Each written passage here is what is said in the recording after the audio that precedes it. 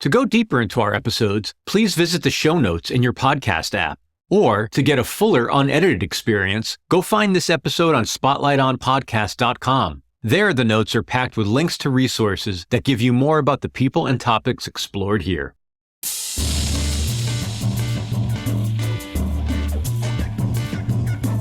Hello and welcome to Spotlight On, the podcast featuring musicians, writers, innovators, and ideas shaping music, arts, entertainment, and culture. I'm your host, Lawrence Purrier. Today, the spotlight shines on clarinetist Anat Cohen. For 2 decades, Anat's been bringing her joyful spirit to jazz venues worldwide, blending swing, Brazilian rhythms, and melodies from her native Israel.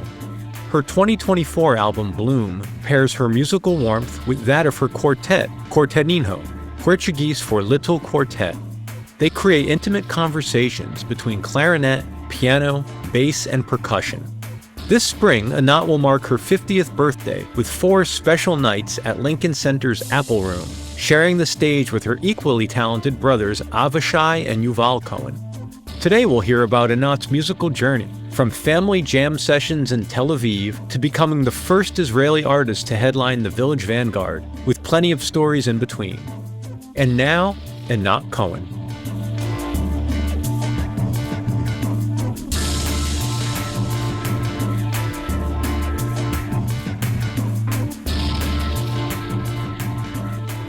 First of all, I promise we'll spend most of our conversation talking about Bloom, but I feel like it would be a disservice to listeners to not ask you a little bit about, growing up in a musical family, which I'm sure you get asked about a lot, but also what specifically drew you to the clarinet and the saxophone, given the wide range of instruments that are available.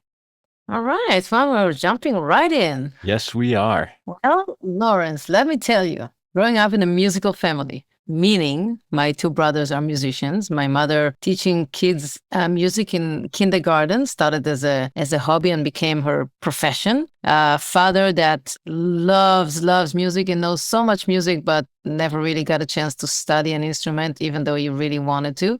There's appreciation for music. There is love and respect for it, and parents that let their 3 children pursue their passion. Oh, you like music, you want to take lessons, we'll drive you, we'll pay for lessons, we'll be out there, we'll come to the concerts. Oh, there's 3 concerts a week. Oh my God, we'll go to all of them, we'll drive you, everybody. It's like, It was really, that's what we did as growing up. And sometimes people, they ask me about, whether the path and I chose music and how did I know, or what caused me to want to play the clarinet. And I'm like, wait, I didn't pause to think about those things that much because that's what we did. And it was a whole household production, twice a week going to school and going straight to the conservatory from there and leaving the house at 7 a.m., come back at like 9:30, 10 p.m. And, my mother making 18 sandwiches.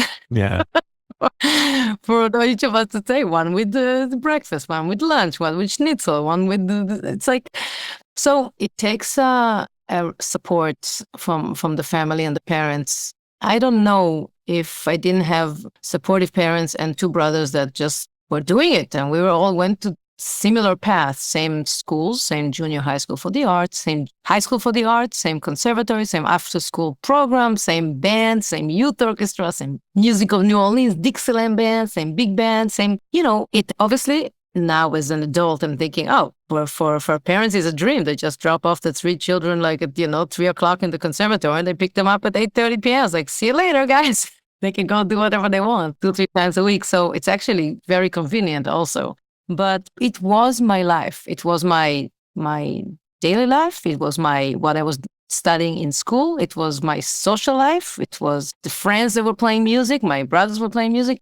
When you're young and your siblings are playing, you don't always stop to appreciate the fact that your siblings are also musicians. You don't really think about it. So, 1.5 year difference or 3 years difference between one sibling to the next, you're like, they have their own friends, they have their own way of doing things. So you don't really unite until later on in life, when suddenly you get a little bit older. The 3 of us ended up attending the same college. We all went to Boston. We all flew to the other side of the ocean from Tel Aviv, where we grew up. And, we had scholarships, and we went to study at Berklee College of Music in Boston. And and say, wow, now it's just us, the parents on the other side of the continent of the world. And what do we have in common?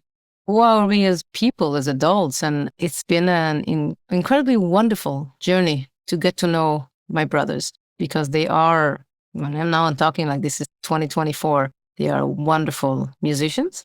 They're wonderful people. They carry dedication, seriousness, integrity. They are my to go to and for each other. Discussions about life, advice, personal growth, meditation, running, music, chord changes, teaching, education. So to answer your question, what it is for me to grow up in a musical family, it's a blessing. Do you have any sense, if they were here, or if I were to sit down with them and say, what have you learned from your sister? Do you have an awareness of what they might say? Oh, gosh, that's a very good question. I would think our performance style, we're very different. And once we decided to make a group, because we have a family group called the Three Cohens, or like my father wanted us to call it the Three Cohens and the Fountain, but we didn't go for it. Pretty literal. Thank you. I'll be here all night. We, at some point, and I mean, we can get into it, and I'll get into it, how we ended up being like a sibling group. But we decided, okay, we have something really in common. We grew up on the same teachers and the same influences. And when we play, we have the same DNA of like paying attention to each other. It's something very, very natural. So inside the music is our individuality comes out, and we accept each other. We learn how to let each other bloom. Now, in the intercommunication, it took a second, because you have your family habits and our nature of being born in a country that you don't like something, and you say, no, don't do that. Instead of, what you might want to thinking about it a little differently. We don't have that. So it's like, no. Yeah. And that can be a little bit intimidating for the side men that work with us. So we had to learn how to work with each other, communicate in a professional way, and how to be on stage. Now, I have a nature to dance and to smile and to be all up, and they're both much more serious, and they don't. Let's say that when you ask me about the question about what did they maybe learn from me, I would think that maybe in the performance, I don't know if they don't necessarily apply it, but in the performance life of like, okay, there's seriousness to this art that we're doing, but it doesn't mean that we have to be with a sad face and a serious face. You can also be smiling and uplifting. So I'm hoping that will be the answer. Yeah, no, that's we'll find out at some point. Do you know if an affinity or a connection with music goes back even further past your mom's generation? Is there a longer lineage? Oh, definitely. Especially my mother's family. She comes from her last name is Pearl, and that family always got together and sang. So they sang. They all come from like more conservative roots, and always getting together on Friday night, and everybody's singing. And that's kind of it's some old Yiddish songs. So when you have my mother start to sing any of the songs, of course, the tears immediately start to go down the face, and there's a lot of memories and stuff. So it's those melodies and are definitely come from before. The melodies in, I guess I would call it Israeli folk music or Eastern European, anything that even goes through klezmer, and those melodies are just, there's something very ancient and very connective that, yeah, it's very powerful. It's very primal. It's fascinating. Yeah, that's almost like, they all, many times they sound like lullabies, and you just sing them and almost hum them, and everybody sing together. And it's very cantor-like, it's very expressive, and there's a lot of individuality in each person that sings. And, I think that's very influential also. When you're a horn player, me and my two brothers, we're all horn players. Avishai plays trumpet, Yuval plays soprano saxophone. I play now primarily the clarinet. And you want to carry a melody the way you hear it. It has to be meaningful. It has to be expressive. It has to have the nuances that will express your feelings and make something out of the moment. It's not just notes, So I think all of that is inherited in this DNA of ours.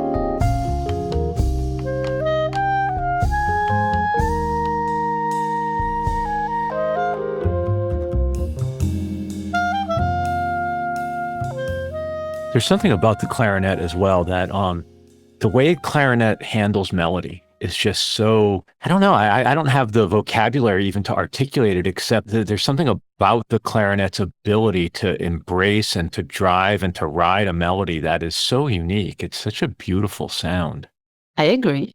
The clarinet has, the one thing that I love about the clarinet is that it has a really wide range. So you can decide to take a melody and play it in the shallow mode, the really low register, and kind of whisper it. Yeah. And you can also decide to just take it up almost 2 octaves and just play it all the way high and scream it as loud and above any other band members that are playing. Love that. And that's something that I love and I utilize in my professional life. I have my tentet and I have projects with big bands, and there's something about the clarinet that can carry a whole orchestra, like with this intensity of the sound, like right above the band. And yet it can be like inside hiding and just creating a vibe. Like so it has those possibilities that not every instrument has this wide range of choice. So soprano saxophone, I love the soprano saxophone, but you can't go below a certain note. So you're limited. If you were to pick up a saxophone today, which one would you go for? Would you not lean towards a soprano? Would you want an alto or tenor? Well, I play all of them. So, and I've recorded all of them. So for many years, I focused on the tenor saxophone just because they needed that in the school's big band. So they asked me to pick it up. And then I listened to Coltrane playing Big Nick. And I was like, oh my God, I love the sound of the soprano saxophone. I got to play soprano saxophone. But how? I was a student in Boston, and I just was fascinated by the sound. And the same night I was playing a gig at the Regatta Bar in Boston, and this guy David Arteaga, he came by and we talked about the soprano, and he was a soprano, also saxophone player. And I said, wow, I fell in love I want to play soprano. I said, I have a soprano I don't use. If you want, I can lend it to you. And he showed up at the next gig I played and just gave me a soprano. So one day when you have money, you can buy it. And that was my affair with the soprano saxophone that lasted until today. Thank you, David, if you hear that forever. And then, I also play alto saxophone. The baritone saxophone, I did not really get to it. And now I play clarinet and bass clarinet. So really, who dictates which instruments I play is TSA more than anything. Oh. It took me a second. I was like, TSA, is that some kind of musician thing? Yes, it is. The dreaded TSA. Yeah. Fly ready, because, you want to go on an airplane. You're like, wait, you can only get X amount of carry-ons, and, the instrument is too expensive. I'm not going to send them to the airplane. So if I want to play bass clarinet and tenor saxophone and clarinet, then I have to make some choices. Aren't you just glad you're not a double bass player? Yeah, those days for the double bass players, those days are over. They have to get a bass wherever they get. They don't even, the airlines won't even take those basses anymore. For a while, I remember we were touring and there was a website called rentabass.com, and musicians could find like other bass players that rent their bass for other bassists I'm glad I'm on the clarinet. It fits in my bag. Yeah. Worst comes to worst, pack a flute. Exactly. Well, my friend David Oswald is a tuba player, and whenever he walks around with a tuba, people say, well, Anton, aren't you sorry you didn't pick up the piccolo? And he said, well, then I'll have to carry the tuba and the piccolo. Yeah, exactly. So I'm really curious about the musical palette of Quartetinho. And, I think if one enjoys the music at a surface level and maybe doesn't read anything, or just, has the music on, it may not capture the full breadth of the different influences that are in that music. It's not simply Brazilian music or South American music. And I wonder if you could talk to me a little bit about, it seems like it's uniquely your take on that music, and you're bringing your heritage and your learning and your background to that music in a way that obviously most musicians do. But oftentimes when a musician performs in a different cultural idiom, the idiom subsumes the musician as opposed to the musician making their mark on it. And that's what I hear in your sound. And I wonder if you could talk a little bit about, you mentioned earlier how that some of your path in life, in your musical life, was not about intention. But I wonder, what's the role of intention in this sort of, I don't want to use the word fusion because of the baggage. Yeah. But of this music that you've created and composed specifically for this ensemble. Wow. There's a lot to discuss in answering your question or your replying to your comments. Quartetinho, first of all, I know the name of the band is as a Brazilian flavor because Inho, I will be Anatinha means little Anat, and you'll be Lorecinho, little Lawrence. So Quartetinho means little quartet. And that was the name that we were like, at the time, we were all playing with the tentet because I have a 10-piece band called the tentet, and we are all members of the tentet. So I was like, oh, Quartetinho, because it's like we're just the four of us. And one of the band members is Brazilian. Vitor Gonçalves is an amazing carioca, accordion, and piano player. And we all love the music of Brazil. And we have another Israeli in the band called Tal Mashiach. He plays bass and 7-string guitar or guitar. And we have a Maryland-born James Shipp playing percussion and vibraphone. Somehow we all have a big affinity for the music of Brazil. And our first album indeed has a few Brazilian pieces because we just love it and it kind of made us always connect. But this second album that we released called Bloom, it really doesn't have any Brazilian song on it. This band is a collaborative band. So we bring ideas, original music. Maybe it has could have Brazilian influence, but it might as well has, Thelonious Monk and has every person have their own influences. And I really try to make the way we work together and when we have time to be in the same town and get together and rehearse and work on music like we did for preparing to record this album is, okay, here's an idea for a song. Let's try it with this instrumentation because we are multi-instrumentalists. So first of all, you got to choose which instruments to play. Shall we play piano, bass, percussion, and clarinet? Or should we play accordion, guitar, vibraphone, and bass clarinet? It will be a whole other sound for the band. So we get to experiment and we get to try things. And then we discuss about together the space within the music, the accompaniment, how we talk a lot about orchestration on each person's instrument and how it supports the band sound. And so in this album, in Bloom, there is a tango, there is a classical piece by Uruguayan composer, Agustín Barrios, that called La Catedral. There is a Thelonious Monk. There is a song tribute to the great Paco de Lucia called Paco that Tal wrote. There's my song that is kind of 6/8 Afro-Cuban but travels through many, many influences. All the people, there's James's songs, there's superheroes in the gig economy. There's like a whole it's like folkloric American roots. Everybody bring their influence and we try to respect their vision and what they're hearing and find who we are inside the music. And I encourage that, of course, as a band leader. I want people to be comfortable. So you rehearse, you play, and you try to, once you reach to a place where everybody find their spot, you just let them keep experimenting and keep growing and keep changing. We just got back from a 3-week tour in Europe and the music just kept changing. The same songs, and the last concert sounded almost nothing like the first concert. That's the beauty of jazz and people that are, researchers and experimental people. It's a wonderful thing. Do you remember what your on-ramp was to Brazilian music? Like what first drew you to it? Was it a composer? Was it an album? Was it a song?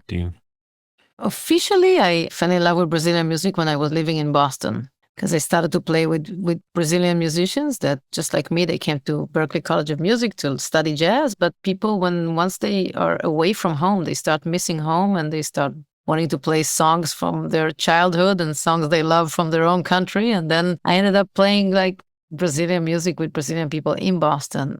And then I was like, wait a second, this is not a Brazilian song. This is an Israeli song. And they're like, no way, this is a Brazilian song. And I realized that I grew up hearing a lot of Brazilian music, but since it had Hebrew lyrics, I thought it was Israeli music. And I didn't even realize that there were people like Mati Caspi. They really brought musicians from Brazil.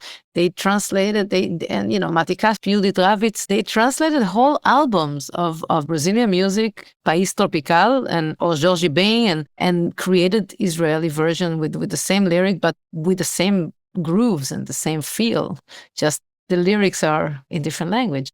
So I grew up listening to some of these musics, and years later I realized, wow, I feel at home with this music, something very natural.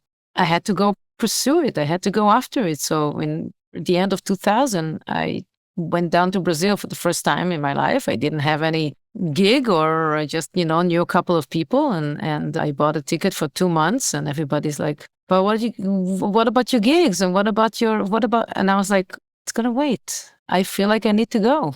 I need to feel what it is. And I traveled inside Brazil. I spent a lot of time in Rio de Janeiro. I met a lot of musicians. I got inside choro music. I was traveling with the clarinet, even though at the time I was still focusing on the saxophone.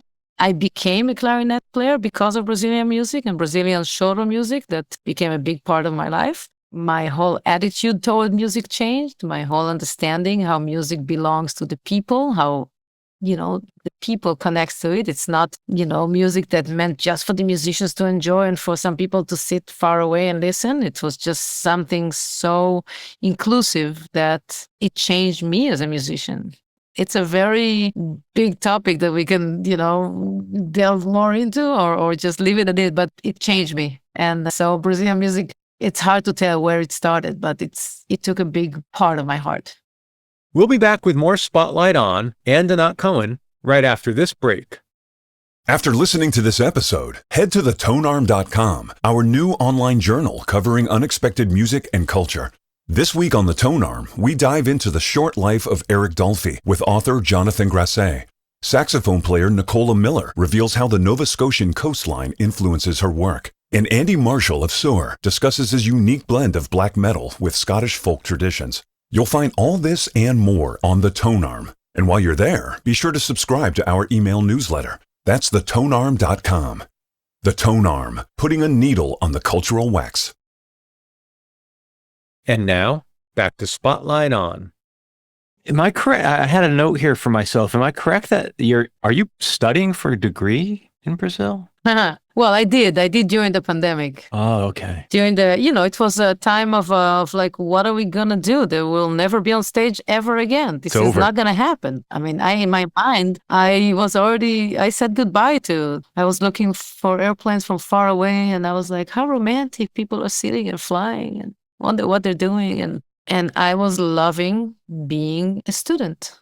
I was studying a lot of things while I was in quarantine. I picked up the little cavaquinho and the Brazilian ukulele and studied. I entered university to do my master's. I was taking composition classes. I was taking lectures online. It's actually, I can tell you for sure, to be a student online is a wonderful thing. I mean, you're missing, if you're okay with not sing, if you're not in high school and need your buddies next to you, just for information and for growth, self-growth.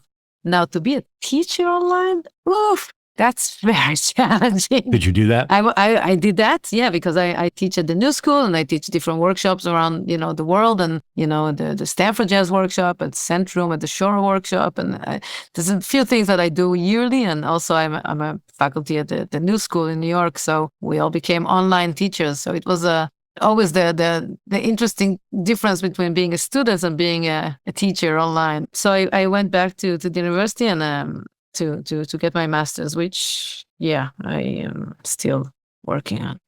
Can you feel or recognize an impact in how it shaped your music? It's hard to tell about shaping the music, but it does. I think for all of us that suddenly the ability to travel and to be on stage was taken away.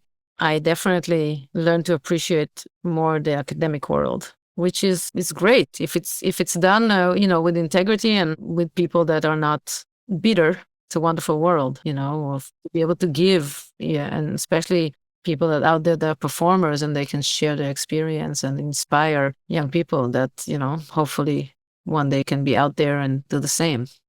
It's really interesting that you make that allusion to some of the bitterness in academia. I talk to a lot of different artists, and it's interesting that there is oftentimes a tension between the education on the bandstand or in the artistic community. And, and that being such a big part of the jazz tradition, almost the oral tradition part of it, or the sort of learning about life on and off the bandstand that you get as a working musician, and how in academia, there's a really weird tension and kind of judgmentalism that goes back and forth a lot of times. And, I don't mean to overstate it or be overly broad, but I feel like it's something that comes up thematically a lot in my conversations. It's hard to generalize, of course, but it's hard to do both. It's hard to be a traveling musician and a working performance when you're spending most of your life on the road and performing, and also be having a position in a university and be able to be there 100% for the students. So sometimes life makes you choose between one or the other, or you choose one or the other. Maybe not life, or life makes you choose. Usually when life makes you choose, you're the people that stay in one place. But people that stay in one place and they do it out of love and they really want to make a difference, it's one thing. And people that stay and they keep looking at the other people that are out there playing and they become, bitter about it or jealous. And, it's not a good environment because it can get toxic for the students. So it's very personal and we can't generalize. It's just about different individuals. And, I was extremely lucky that on my path I met so many inspiring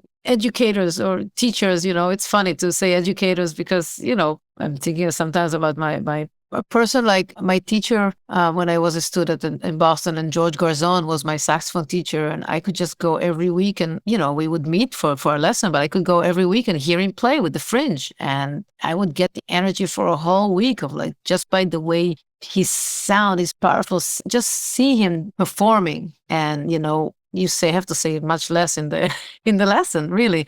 Yeah. So they're both really important. So unfortunately, the life on the road, not every institution lets their musician be out there and come back, go in and out easily. So I don't know. People do what they can. Tell me a little bit about your take. You mentioned earlier that on Bloom, it was really a band record in terms of everybody contributed to compositions and arrangements and instrumentation, orchestration. But of course, there was another songwriter named Monk who makes an appearance on the record. And I wonder if you could tell me a little bit about, there's sort of a reimagining in that piece, right? Like you change the time and the quirkiness of time to me is something that I would immediately, if you said, give me 3 things about Monk, that would probably be the number one thing I'd say. So the hell are you up to? I know I say it now because we performed this, I made an arrangement for Trinkle Tinkle, and from my history as a musician, like even when I remember I used to live in Boston and play with a lot of the Latin jazz scene, and we would play every Thursday. There would be a gig at Wally's in a little club there in Boston, and Monk would be one of the songs that would play like in Latin jazz. I was like, oh wow, you can take Monk and play it that way. And then, other people will take it in the, Brazilian scene and they would play maybe Monk like that. And I think, wow, Monk, no matter what you do with his songs, you can make it in 4, in 5, in 7, in different grooves. It always sounds like Monk. So something about his melodies, they allow you to mess with them and they don't lose their essence. Is it the minimalism? Maybe. I mean, specifically Trinkle Tinkle is not that minimal. Yeah. But it's very distinguished. So you can change the rhythm and it's still the melody. Maybe in that case, it's a lot of notes. Maybe that's what makes it so distinguished. But maybe sometimes it is the minimalism. Like, think of Bright Mississippi. Yeah, that's so you interesting. can play it and you can put so many different grooves underneath that. So I think, my idea when I took the song, I was like, wow, let me try and make an arrangement for this song, for Quartetinho, that we get away from the swing. I don't want to play 4/4 swing because that's puts you in a certain headspace. So I kind of wanted to expand the bar a little bit, and I put it in 3, and I play with the rhythms, and it took a second for the band to get used to it, because sometimes things that are obvious to me in my head, I learned that are not as obvious to other people. But eventually it became one of our favorite pieces to play. It's like, because and the band is getting more and more swinging inside that it ended up being a swing song anyway, even though I tried to get away from the swing. It went back to become what it wanted to become. But I changed it from the regular 4/4 to a 3/4, and James added like a shout chorus and based on Monk's improvisation, and that's the arrangement. Yeah, it's really something. What does the album title mean to you? Bloom? Yeah. For me, it was we almost wanted to call it full bloom. It's the process of the band, because we got together to play as this band. We rehearsed to make the first album. We did our first show on March 7th, 2020. Oh, Jesus. And then the world shut down. Just did the math. Exactly. And so we got together over a few months, and we rehearsed and we prepared to become a band. And we were who we were back then. And then we didn't see each other for a year and a half. And then we recorded our first album. We got together after quarantine time, and we put out our first album, which was 2 years ago. And then we did some shows, and we matured, and we experimented, and we learned about each other. So Bloom, for me, this album is much more like, oh, this is the whole other vision of the band. This is the way we are shining right now. We're opening and blooming with who we are in 2024.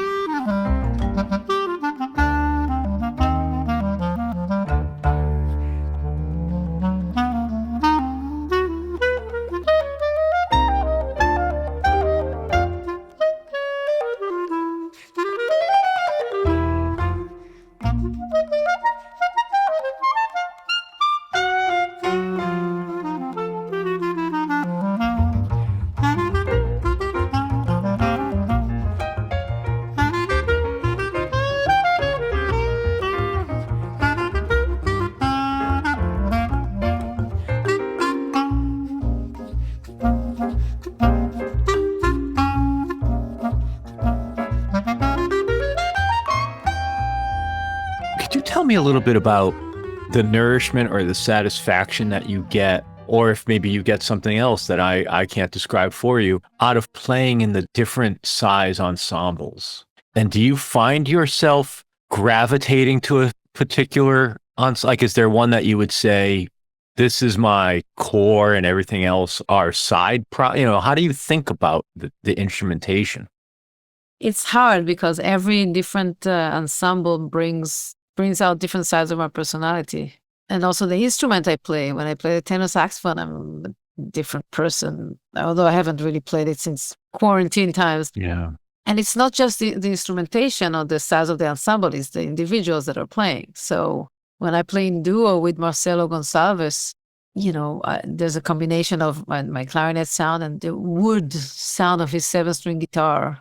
And the way he orchestrates, I feel like, the 7-string guitar has quite minimalistic at times, and there's times to, I feel like I can float inside this, like giving me this kind of groove, and I can float my melodies in and out. That's how I felt when we recorded our album, the music of Moacir Santos, and also our second album, Reconverso. But when I play in duo with Fred Hirsch, it's a whole other exploration. Fred is like, it keeps like provoking me with opportunities. And he would sometimes put one hand on the lowest part of the piano and another hand on the highest part. And I'm like, and just linger there for a second. I'm like, all right, I'm jumping in right in the middle. Or he would do something the opposite. He would play really high and I would, it's like constant like search of like, so, but he likes to be provoked, musically, and I like to be provoked. So it's very playful, I love that word, that choice of provoked with opportunities. That's what a beautiful turn of phrase. I love that. That's so evocative. It's a positive provocation. Yeah, absolutely. So I love the duo. There's something very elastic when you play with the duo because you can adjust the time and you can adjust the phrasing and you can just take one little and the whole band is going to pause with you. In this case, is one person. But I reach to get to the same aim when I play with Quartetinho. I'm like, okay, I'm going to play. And then they stop. So I love when you reach the trust. So it's all about building trust and finding this elasticity of the beat. So I love the duos. I love the quartet. I love to play quartet with drum set. I mean, I play with the GTO trio with the Gadi Lehavi, Tal Mashiach, and Ofri Nehemia a couple of months ago. And, the power of like the drum set and screaming on the clarinet, and then I love that energy. I also love the big band when you can get mass amount of sounds, but I also love a full orchestra where you can just have the pizzicatos with the string section. And so which one is my favorite? I have multiple personalities. It's hard to decide. Okay, that's fair. That's fair. One of the notes in your biography is that you were the first Israeli artist to headline at the Village Vanguard. Is that milestone important to you? When you talk to people where they're the first of something that has to do with their identity, the relationship people have with that milestone has such a range of reactions, right? Like some people don't want to, they just say, I am who I am. And then, somebody else has given me that identity and made that milestone important. Or they might say, I'm very happy to have been the first in such and such identity, and anything in between, right? Like it's important to be out there. Were you aware at the time, and did it mean anything? I think about it right now, and it could be a PR phrase to have, but Right. when I think about playing at the Vanguard, it has nothing to do with where I was born, or I feel like I'm carrying a legacy of people, very few amount of people that play at the Vanguard, because the Vanguard people play for a week. There's only 54 people, and some people play twice a year. So there's less than 54 people play there every year. So just the fact that I could headline at the Vanguard a bunch of times with various different projects and with my band, with my Anzik Orchestra, with the Live at the Vanguard, playing with Benny Green, Louis Nash, and Peter Washington, playing with my quartet a few times, headlining with my brothers, the Three Cohen Sextet, it's like, it's such an honor. And at this point, I'm like, wow, I played the Vanguard. I headlined in the Vanguard. It doesn't matter to me who I was at the time and what number. It's just, I'm proud to be part of such an important legacy in the jazz world as this Village Vanguard, because it is until today my favorite place to sit and hear music, because it sounds like the records. It sounds like jazz. You sit all the way to the end, you sit at the bar and you close your eyes and you are transformed to a different era when just the music exists and Incredible. There's no bullshit, there's no food, you're just inside the music, and it's such a privilege to be in the audience and of course on stage. Every time I walk in there, I find myself, it takes me a little while to like calm down inside, because I realize it's just everybody, that Coltrane and Eric Dolphy played right there. Like that's insane, right? It's like shocking. It's shocking. It's hard to, and your point about the sound of the place, like it has such a dry, like you listen to records from the Village Vanguard and it's like were they all like engineered and mastered by the same person? And it's like, no, the room did that. The room did that. It's a mystical vibe. It really is. That's why, like, when you asked me this question, I'm like, wow, I don't even remember that phrase. For me, it's like, wow, I play not only just I headlined at the Vanguard, I have an album live at the Village Vanguard. It's like, what? And I remember sitting with Lorraine Gordon at her spot where she would always sit, the late Max Gordon's wife, and then the late Lorraine Gordon, and she was like, yeah, and Coltrane would come off the stage, he would walk here and then he would go, and she points toward the men's room and he would just keep practicing and playing and playing and playing. So it's kind of like funny to have like someone that has been witnessing all these guys being there, and when they were still flipping burgers in the kitchen of the Vanguard back then, and then it's like it's really so much history. And when you play at the Vanguard, when you are on the stage, you feel they're watching. You can feel it. You feel the spirits. They are inside those walls, and it's not just another gig. It's not like playing, I have a gig tonight. No. Playing at the Vanguard, it comes with a lot of responsibility. You notice the audience is different? Is it I don't even know what to say. I was going to say, is it a smarter, hipper audience? But that doesn't capture what I'm going after. So I guess I would ask more broadly, can you tell a Vanguard audience? Well, for me, when I say they are listening, I'm talking about the spirits of the fathers that play there. Sure. But the audience, I mean, sometimes there's the regulars, the people that sit in the front, and they're ready, and they've been sitting in the front for years, and and sometimes there is like in any place, people like, oh, yeah, let's go hear jazz, and they get some random tickets and show up. But usually the Vanguard, since it's a place that not known for the lovely hospitality. It's you go there to hear music. You don't go there to just hang out and have a drink and chit chat. You go there. Yeah. You can't. If you're not part of the game, then you're out. So people usually, yeah, they don't come back if they didn't feel like they could just hang and talk to their friends. It's funny you say that, because when I think about going to the Vanguard, I can't remember ever like talking. Like, and it's not to say that I feel stiff or uptight there, but like it's where you go for music. Like it's not a club. It's so bizarre. Yeah. Yep. Well, and if Lorraine was there, man, and you just made any wrong move, she will let you have it. So yeah. I'm curious about a quote I read of yours that said, "Music is the only place where I feel completely safe." That's very profound. Could you talk about that? Like, what's the notion of safety or a lack of safety? Whew, well, this it's been changing. Right now, it's a whole other thing than what it was a year ago or a little over a year ago.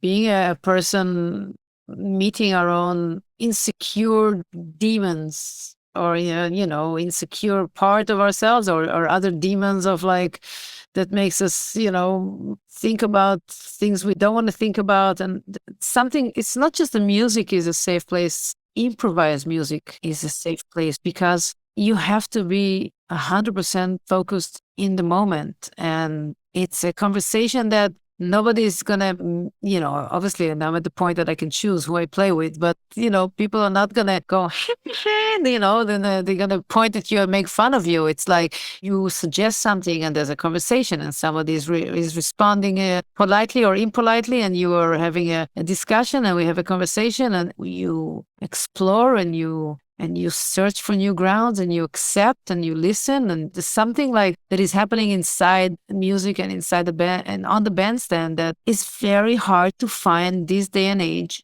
in a regular conversation.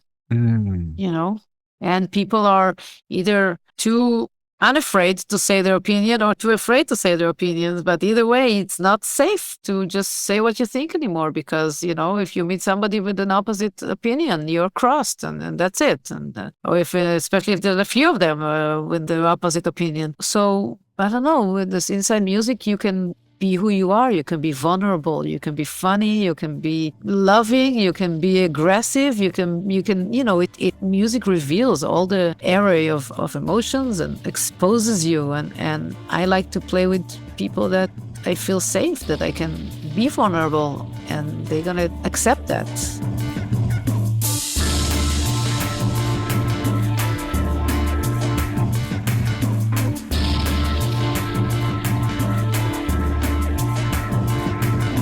Thank you so much, Anat Cohen. As always, thank you for listening to Spotlight On. Spotlight On is executive produced and hosted by me, Lawrence Purrier. We're produced and marketed by Michael Donaldson. Editing and sound design is by Terry Grant, and our theme music is by Q-Burn's Abstract Message. The most important member of our team is you, and we thank you for supporting our work. Please rate and review us wherever you listen to podcasts, and then visit us online at spotlightonpodcast.com. There you'll find our free episode archive, our online store, and a link to make a donation to support our work. Thanks for listening, be safe, and stay in touch.